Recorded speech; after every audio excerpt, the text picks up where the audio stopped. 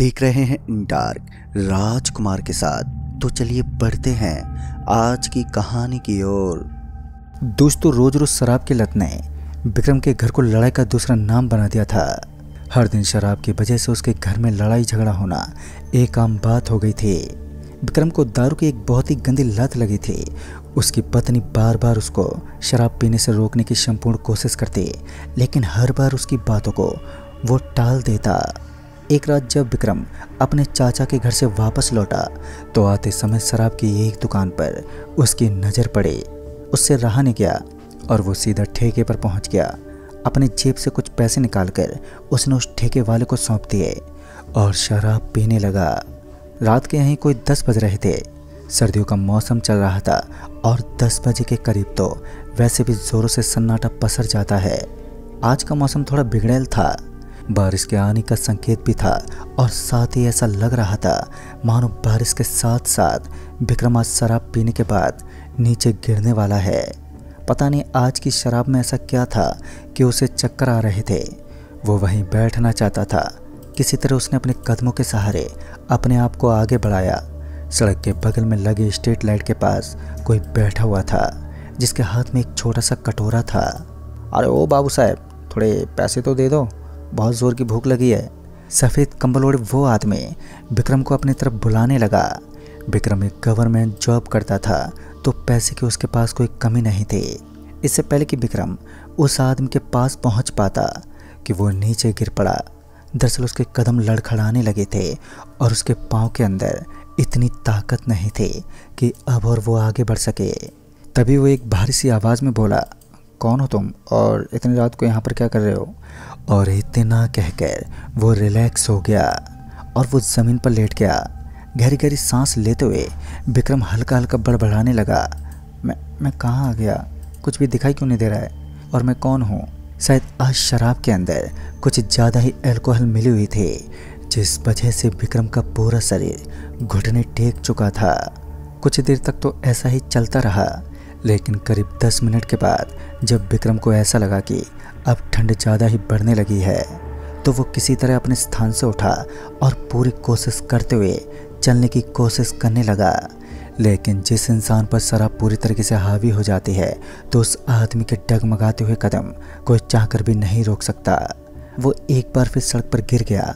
आज तो उसने सिर्फ एक ही बोतल का सेवन किया था, फिर ऐसा क्यों हो रहा था ये तो उसकी भी समझ से बाहर था। अब उसका जी घुटने लगा था और उसके शरीर में एक अलग ही घबराहट होने लगी। कुछ तो था जो शराब में मिला हुआ था। कहते हैं जब इंसान को अपने सामने मुसीबतों का पहाड़ नज़र आता है तो उसका सारा नशा उतर जाता है। उस स्ट्रीट लाइट के नीचे बैठा वो आदमी अब वहाँ से छूमंतर हो चुका था। विक्रम ने ज़्यादा ध्यान नहीं दिया और नशे नशे में वो इस चीज़ को भूल चुका था कि कुछ देर पहले किसी ने उसे आवाज़ दी थी। इतने में किसी ने उसके कंधे पर हाथ रखा। आप कहो तो मैं आपको आगे तक छोड़ दूं। विक्रम हल्का सा जब उसके चेहरे की तरफ देखने लगा तो उसके पैरों तले ज़मीन खिसक गई। उसकी आंखों से खून बह रहा था और उसके शरीर के अंदर से एक अलग ही ज्वाला निकल रही थी। वो कोई नॉर्मल इंसान तो नहीं था, जरूर कुछ ऐसा था जिसे परिंदे का नाम दिया जा सकता है। एक पल में ही विक्रम पूरी तरह से हिल गया। उसे समझ में आने लगा था कि वास्तव में उसके सामने खड़ा इंसान कोई इंसान नहीं है बल्कि एक भूत है और उसका भागना ही ठीक है। सिर्फ कुछ ही क्षणों में विक्रम का नशा उतर गया। विक्रम धूम दबाकर भागने लगा। शायद उसे अब अपनी जान की परवाह थी, लेकिन कब तक भाग सकता था वो। कुछ देर के बाद ही उसके सर में जोरों से दर्द होने लगा। सब कुछ उस नशे की वजह से हो रहा था। शायद आज की ये शराब उसके ऊपर काफ़ी भारी पड़ने वाली थी। भागते हुए विक्रम को बगल में ही एक छोटी सी झोपड़ी दिखी। विक्रम अपनी जान बचाने के खातिर उस झोपड़ी के अंदर घुस गया। झोपड़ी के बाहर कुछ अजीब अजीब चीज़ें गिरी हुई थी, जैसे कि पशुओं की हड्डियाँ जो ताज़ा लग रही थी, और साथ ही उस झोपड़ी के अंदर एक अजीब दुर्गंध आ रही थी। लेकिन उस वक्त विक्रम ने बिल्कुल भी ध्यान नहीं दिया और बिना सोचे समझे उस झोपड़ी के अंदर घुस गया।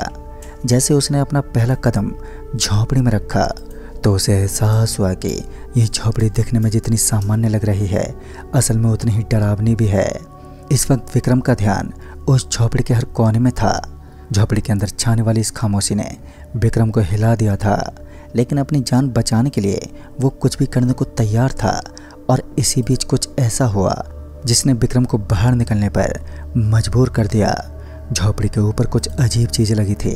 शायद वो कुछ हथियार थे जिनको तिरछा करके झोपड़ी के ऊपर लटकाया गया था। लेकिन कोई भी इतनी बेवकूफ़ी कैसे कर सकता है कि किसी हथियार को झोपड़ी के ऊपर लटका दे। विक्रम यही सब सोचने लगा। इसी बीच झोपड़ी के अंदर किसी के दाखिल होने की आवाज़ आई और उसी दौरान विक्रम एक कोने में छिप गया जिसके बगल में एक छोटी सी कंबल लगी हुई थी। विक्रम झुककर देखने लगा तो उसने देखा कि यह एक अजीब सी चीज़ थी जिसके सर पर 2 सींग दिख रहे थे और साथ ही ऐसा लग रहा था मानो कोई ये जानवर है। उस अजीब से जानवर ने कुछ अटपटी सी चीज़ें दिखाई, जैसे कि उसके हाथ में कुछ चाकू जैसा लग रहा था। वो उन सभी चीज़ों को लेकर उस झोपड़ी से बाहर निकल गया। विक्रम की सांस में सांस आई और उसे अंदाजा हो चुका था कि ये झोपड़ी भी सही नहीं है। जरूर इसके अंदर भी कुछ बहुत ही बड़ी गड़बड़ है और वो यहाँ से निकलने के लिए मजबूर हो गया। अभी तक तो कोई ऐसा दृश्य नहीं हुआ था जिसके अंदर ये पता चल सके कि विक्रम के प्रति वो भयानक आदमी क्या चाहता है जो अपने खतरनाक रूप से उसके पीछे पड़ा है। उसके उबलते चेहरे की सच्चाई जानना भी तो अभी बाकी था। विक्रम तत्काल ही बाहर निकल गया और तब उसे चैन की सांस मिली। उसने अपने घर जाने के रास्ते को ढूंढा और उसके बाद विक्रम को याद आया कि वो जिस स्थान पर खड़ा है वहाँ से एक छोटी और पतली गली उसके घर तक पहुँचती है। झाड़ू से सनी हुई उस गली के अंदर चलना बहुत ही मुश्किल तो था, मगर इसके बावजूद भी अपनी जान बचाने के लिए विक्रम शराब के नशे को त्यागता हुआ आगे की तरफ बढ़ने लगा, क्योंकि उसका पूरा शरीर अब नशे में नहीं था, जो नॉर्मल हो चुका था। यूं ही रास्ते को पार करते करते अचानक विक्रम ने देखा कि उसके पीछे पीछे कोई चल रहा है, लेकिन इस समय उसने बिल्कुल भी ध्यान देना बिल्कुल भी ठीक नहीं समझा और पहले से भी ज़्यादा तेज गति से वो आगे बढ़ने लगा। रास्ता को पार करते करते अचानक ही विक्रम ने देखा कि विक्रम की सांसें भी अब तक फूल चुकी थी, लेकिन किसी तरह वो अपने घर तक पहुंच गया। उसका घर गांव से थोड़ी दूरी पर था, जो काफ़ी सुनसान स्थान पर टिका हुआ था। जब विक्रम ने अपने घर के अंदर रोशनी झलकती देखी तो उसे उम्मीदों का पहाड़ दिखा। उसने जल्दी से घर के दरवाजे को खटखटाया और उसके बाद उसकी पत्नी दरवाजे से बाहर निकली। पहली बार में उसकी पत्नी विक्रम को तिरछी नज़रों से घूरते हुए बोली, तुम बिल्कुल नहीं सुधरोगे। जब तक तुम्हारा ये शराब का नशा नहीं उतर जाता तब तक घर में कदम मत रखना। विक्रम की पत्नी ने इतना कहकर घर का दरवाजा बंद कर दिया। विक्रम जोर जोर से चिल्लाता रहा, लेकिन उसके बंद घर में उसकी आवाज़ तक नहीं पहुंची। लगातार आवाज़ देने के बाद फिर उसकी आवाज़ को कोई नहीं सुन पाया। थक हार कर अब विक्रम को अपने बचाव के लिए सिर्फ एक ही जगह नजर आ रही थी और वो स्थान था गांव के अंदर बनाया गया खंडर भवन, जिसके अंदर कोई नहीं रहता। शायद आज की रात छुपकर बिताने के लिए वो जगह बेहद महत्वपूर्ण साबित हो सकती थी। विक्रम को घर से उस खंडर स्थान की दूरी करीब 500 मीटर थी। विक्रम अपने घर से रवाना हुआ और उस भवन की तरफ चल पड़ा, क्योंकि एकमात्र वही स्थान बचा था जो कि भूत प्रेत से छुपाने के लिए सक्षम स्थान था। किसी तरह विक्रम गिरते उठते उस भवन के पास पहुंचा तो उसने देखा कि भवन के मुख्य दरवाजे पर ताला लगा था। पवन इस सोच में था कि वो कहीं ना कहीं इस ताले को तोड़कर इस घर के अंदर घुस जाएगा, लेकिन उसकी नाकाम कोशिश भी नाकामी रही, क्योंकि ताला तोड़ना तो दूर की बात थी, भवन के इस ताले के अंदर चाबी घुसा भी नहीं पाया। उसने अपनी ओर से पूरी ताकत लगाई, लेकिन नाकाम रहा।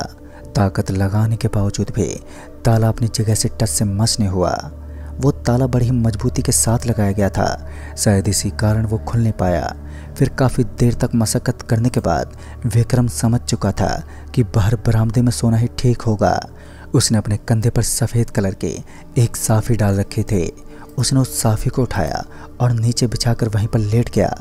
मच्छर तो मानो वहाँ डेरा जमा कर रहते थे। फिर काफ़ी देर तक तो विक्रम को उन मच्छरों में नींद नहीं आई। फिर उसे ऐसा लगा कि अब नींद आने वाली है, तो कुछ लोगों के कदम की आवाज़ उसके कानों तक पहुंच गई। आवाज़ को बड़ी सरलता के साथ सुनते ही वो अपने स्थान से उठता हुआ और अपने अगल बगल में देखने लगा। बड़े सींग वाला एक जानवर जो पानी की टंकी के पास दिखा। विक्रम को पहचानने में ज़्यादा समय नहीं लगा कि ये वही राक्षस है जिसने कुछ समय पहले ही अपना भयानक रूप उसके सामने प्रदर्शित किया है। उसके पीछे वो आदमी भी था जिसका चेहरा बड़ा ही डरावना था। इस समय विक्रम के दिल की धड़कनें काफ़ी तेज हो चुकी थी और फिर विक्रम उस भवन के पास एक पल के लिए भी नहीं रुका और अपने घर के पास चला गया। भूत को अपने समक्ष खड़ा देख उसने घर के दरवाजे को ज़ोर ज़ोर से पीटना शुरू कर दिया और फिर सही समय पर उसकी पत्नी घर से बाहर निकली तो वो जल्दी से घर के अंदर घुस गया। ठंड और भूतों के आतंक से विक्रम की जान हलक तक पहुंच गई। अपनी पत्नी के सामने उसने सभी बातों को जाहिर किया तो उसकी पत्नी को भी बड़ा दुख हुआ कि उसने विक्रम को घर के अंदर दाखिल नहीं होने दिया। उस रात बीत जाने के बाद विक्रम को तकरीबन 7 दिन तक तेज बुखार रहा और बाद में एक साधु बाबा ने उसका इलाज किया। बाद में विक्रम को पता चला कि स्ट्रीट लाइट के नीचे बैठने वाला वो भूत शराब से नफरत करता है और शराब से घृणा के प्रति ही उसकी मौत हुई थी और वो उन लोगों को दंडित करने की कोशिश करता है जो शराब के नशे में धुत रहते हैं। दोस्तों, इसलिए कहते हैं नशा न केवल इंसान को बर्बादी के रास्ते पर छोड़ता है बल्कि कभी कभी मौत के मुंह में ढकेल देता है। इसलिए जितना हो सके नशे से बचकर रहें। तो दोस्तों, इस कहानी में बस इतना है। तब तक के लिए बाय एंड टेक केयर। दोस्तों, मेरा नाम अशोक है और मैं एक कंपाउंडर का काम करता हूँ, यानी कि डॉक्टर से थोड़ा नीचे, लेकिन अपने आसपास के लोगों को अच्छी तरह देखभाल कर लेता हूँ। दोस्तों, ये तब की बात है जब मैंने भी अपनी ज़िंदगी का एक मुश्किल दौर देखा था। हुआ कुछ ऐसा था कि मैं अपने परिवार के साथ रुद्र प्रतापगढ़ नाम के एक गांव में बसा था। वो गांव थोड़ा सुनसान तो था, लेकिन उस गांव की आबादी के साथ साथ वहाँ की खामोशी मुझे बहुत ही पसंद थी। वहाँ के लोग सच में काफ़ी अच्छे थे, जिनके व्यवहार से मैं काफ़ी प्रभावित था। इतवार की शाम थी जब घर के पीछे एक नेशनल हाईवे बना हुआ था। उसके ऊपर किसी गाड़ी के पेड़ या किसी चीज़ से टकराने की आवाज़ आई तो गांव के लोग हड़बड़ाते भागे। यह एक ऐसा ज़माना था जब कुछ चुनिंदा लोगों के पास ही गाड़ी जैसी चीज़ की सुविधा होती थी।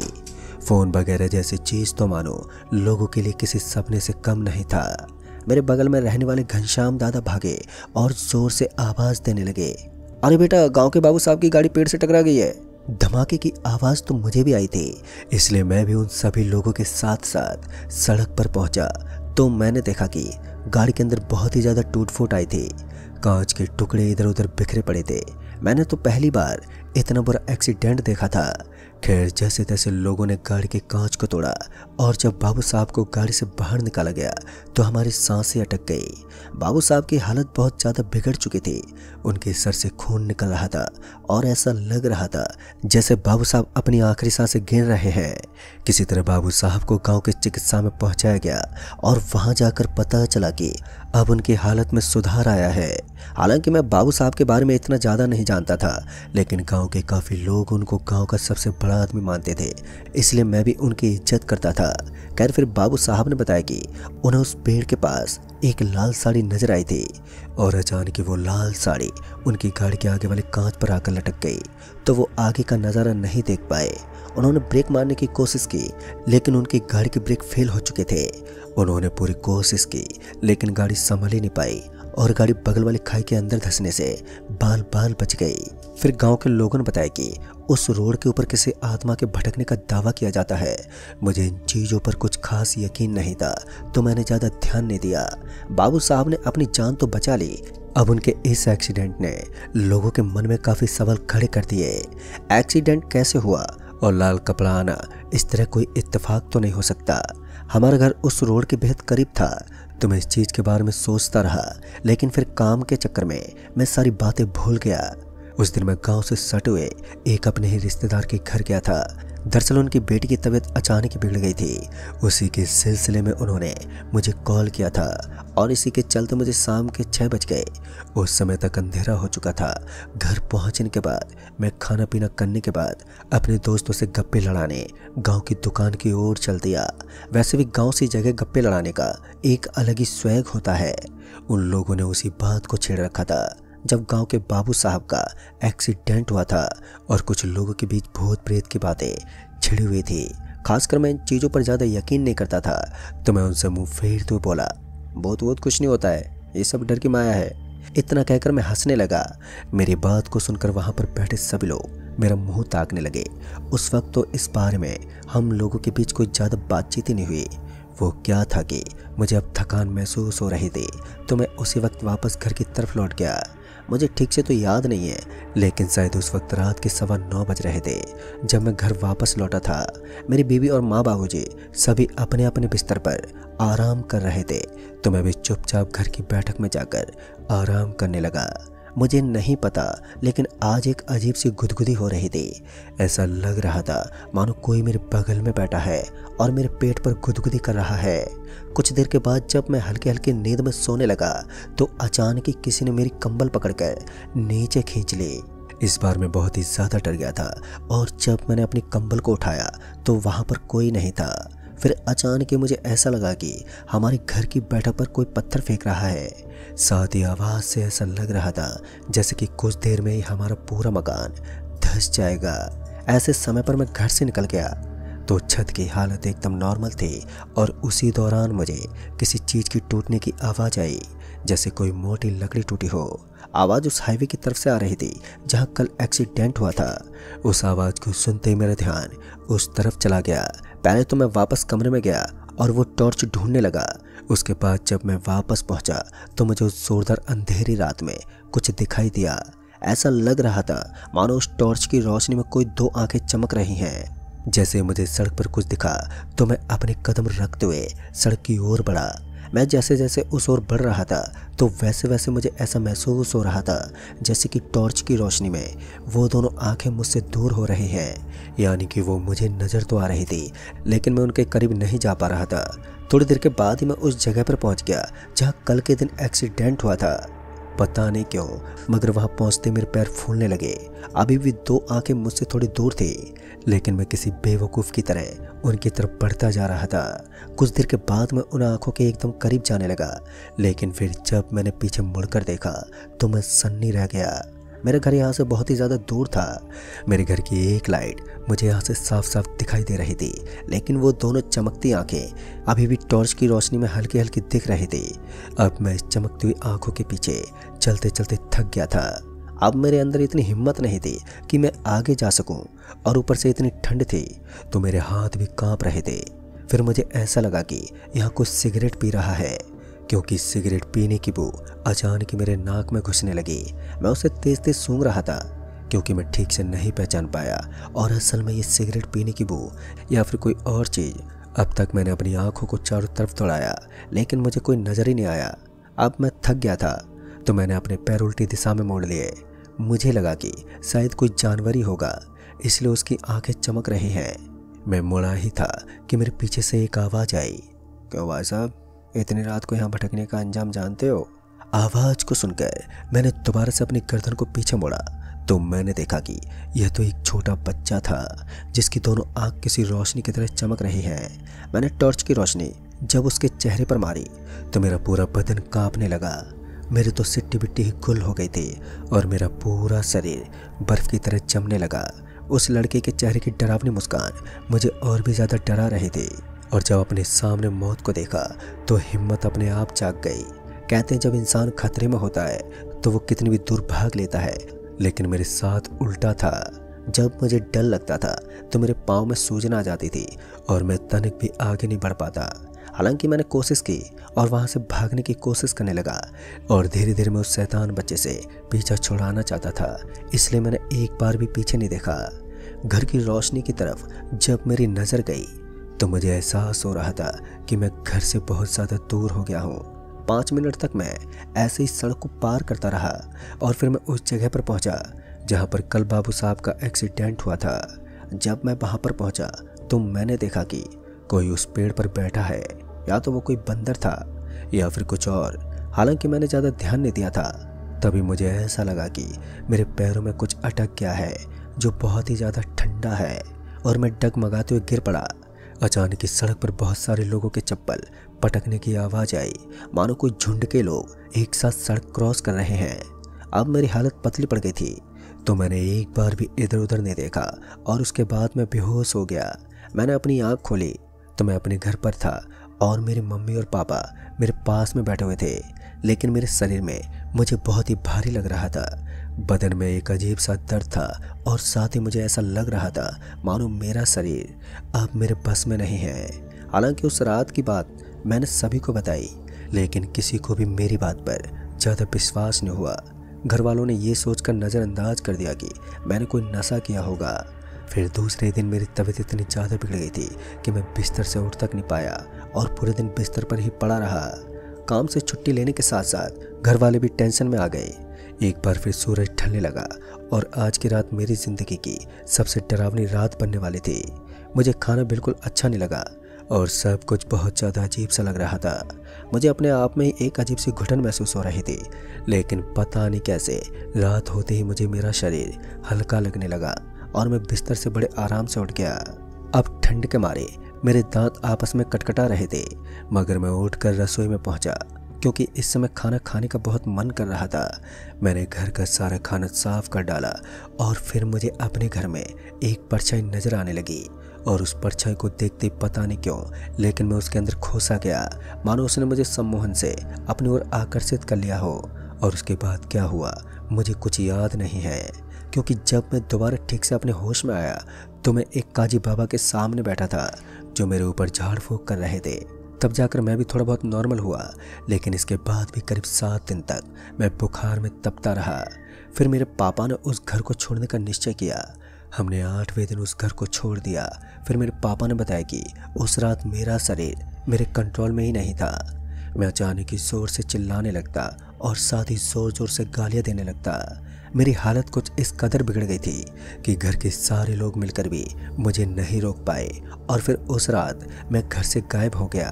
लेकिन पापा एक काजी बाबा को जानते थे जिनका निवास स्थान वही गांव था। उसके बाद मैं उनको उसी जगह पर बैठा हुआ मिला जहां मेरे साथ ये सब हुआ था और बाबू साहब का जोर का एक्सीडेंट हुआ था और फिर मेरे ऊपर झाड़ फूंक की प्रक्रिया की गई। बाद में मुझे उस गांव का एक गहरा राज सुनने को मिला, जिसे सुनकर मेरे पैरों तले जमीनी खिसक गई। उन्होंने बताया कि करीब 13 साल पहले इस गांव में एक आदमी रहता था। एक दिन ना जाने कैसे उसकी मौत हो गई और कुछ लोगों का मानना था कि किसी अज्ञात गाड़ी ने उसे टक्कर मार दी थी और वो हर दिन उस पेड़ के नीचे आता था। कुछ लोग कहते हैं कि वो तंत्र मंत्र की साधना करता था, इसलिए उसके मरने के बाद उसकी आत्मा भी उस पेड़ के नीचे बैठकर भगवान की साधना में जुट जाती। तो कुछ लोग मानते हैं कि मरने के बाद भी उस पेड़ के नीचे वो नमाज पढ़ता है और किसी को नमाज पढ़ते वक्त अगर हम बीच में छेड़छाड़ कर दें तो वो आत्मा हमें कभी भी माफ़ नहीं करते। उस दिन के बाद वहाँ एक महिला की मौत हो गई और फिर एक बच्चा भी मौत के घाट उतर गया। हर एक साल में एक मौत होती रहती है। मुझे नहीं पता कि वहाँ सिगरेट पीने की बदबू कहाँ से आई, लेकिन भूत जिस इंसान को मारता है वो मरा हुआ इंसान भी उसी की योनि में चला जाता है और भूत के रूप में भटकने लगता है। सच कहूँ तो उससे पहले मैंने कभी भी भूत पिशाच जैसी चीज़ पर विश्वास ही नहीं किया था, लेकिन इस घटना ने मुझे और मेरे इरादों को पूरी तरह से बदल दिया। दोस्तों, अब इस घटना को बहुत दिन बीत गए हैं और मैं उस गाँव को छोड़ चुका हूँ। अब मुझे ऐसे किसी भी चीज़ का एहसास नहीं होता, लेकिन रात में अपने घर से निकलते वक्त मेरे हाथ पैर पूरी तरह से कांप जाते हैं। तो दोस्तों, इस कहानी में बस इतना ही। कहानी आपको पसंद आई हो तो वीडियो को लाइक शेयर ज़रूर कर दें और साथ ही हमें नीचे कमेंट बॉक्स में ज़रूर बताएं। तो मैं आपका दोस्त राजकुमार जल्द ही मिलूँगा ऐसी एक और नई कहानी के साथ। तब तक के लिए बाय एंड टेक केयर।